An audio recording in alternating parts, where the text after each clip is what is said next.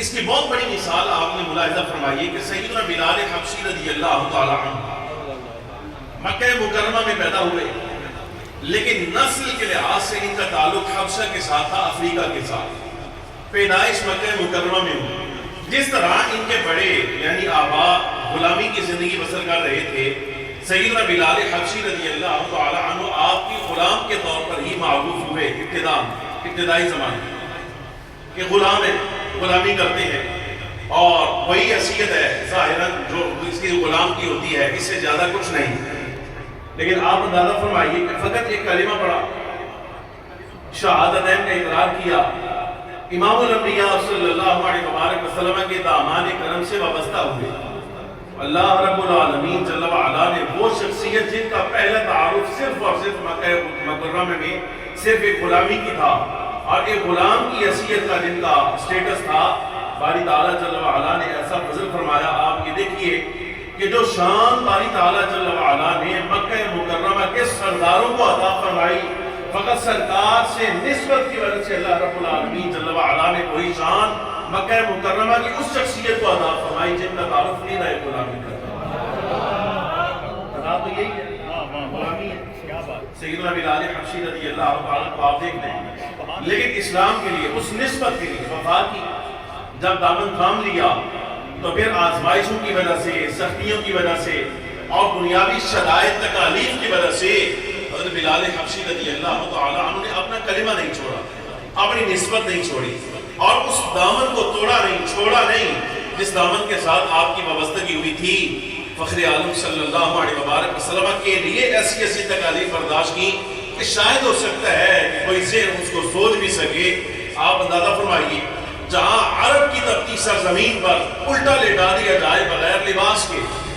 اور گرم سیخوں کے ساتھ ہے وہ جسم کو داغا جائے اور نشان لگائے جائے، اور یہ کہا جائے کہ محمد عربی صلی اللہ علیہ وسلم کی دامن سے تم دستبرداری کا اظہار کرو، لیکن باوجود تکلیفوں کے حضرت بلال حبشی رضی اللہ تعالی عنہ اللہ رب العالمین جل وعلا کی وحدانیت کا اقرار بھی تھامے رکھیں، اس اقرار پر استقامت رکھیں، امام الانبیاء صلی اللہ علیہ وسلم کے دامان کرم سے وابستہ رہے۔ تو پھر آپ دیکھیں کہ اس سے زیادہ امتحان نہیں ہوتا۔ اللہ رب العالمین جل وعلا نے اسی مکہ مکرمہ بیت اللہ الحرام میں یہ عزت بھی آپ کو دکھائی کہ سرکار کی یہ شان تھی، جب کوئی علاقہ فتح ہوتا، دار الکفر دار الاسلام میں تبدیل ہوتا، حضرات صحابہ کرام علیہم الرضوان میں سے کسی کو حضور فرماتے کہ یہاں اس مقام پر کھڑے ہو کر آذان پر اور میں محمد عربی کی فتح کا اعلان کر، آذان پڑھی جاتی اور وہاں فتح کا اعلان جو ہے وہ آذان کی صورت میں کیا جاتا۔ جب بیت اللہ الحرام فتح ہوا کہ پوری روئے زمین پر اس سے زیادہ بہترین مقام کوئی نہیں، جہاں بیت اللہ ہے، اللہ کا گھر ہے، بڑی نسبت ہے اس مقام کو۔ گرامی قدر حاضرین، جب یہ دار الاسلام بنا، اللہ رب العالمین جل وعلا نے حضور کو فاتحانہ شان کے ساتھ داخل کیا۔ اب ممکن ہے حضرات صحابہ کرام علیہم الرضوان کے اذہان اس بات کی طرف گئے ہوں کہ آج امام الانبیاء صلی اللہ علیہ وسلم کسے فرمائیں گے کہ ہماری فتح کا اعلان کر۔ یہاں بڑے بڑے سردار موجود ہیں، قریشی اصحاب موجود ہیں، بڑے بڑے قبائل کے ساتھ تعلق رکھنے والے اصحاب ہیں، اور ایک سے ایک بڑھ کر خدمت ہے اللہ صحابہ کرام علیہم الرضوان میں سے ہر ایک کی۔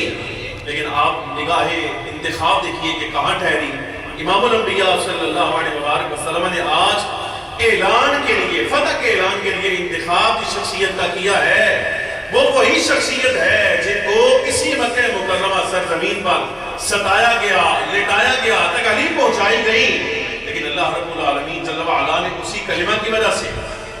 اسی نسبت کی وجہ سے سیدنا بلال حبشی رضی اللہ تعالی عنہ کو یہ شان عطا فرمائی۔ فخر عالم صلی اللہ علیہ وسلم نے زبان حال سے یہ ارشاد فرمایا، اے بلال یہ تیرا حق ہے کہ آج بیت اللہ الحرام کی چھت پر تو کھڑا ہوگا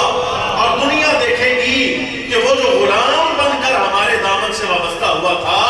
رب العالمین جل وعلا نے ہماری نسبت کے ساتھ اس کو بیت اللہ الحرام کے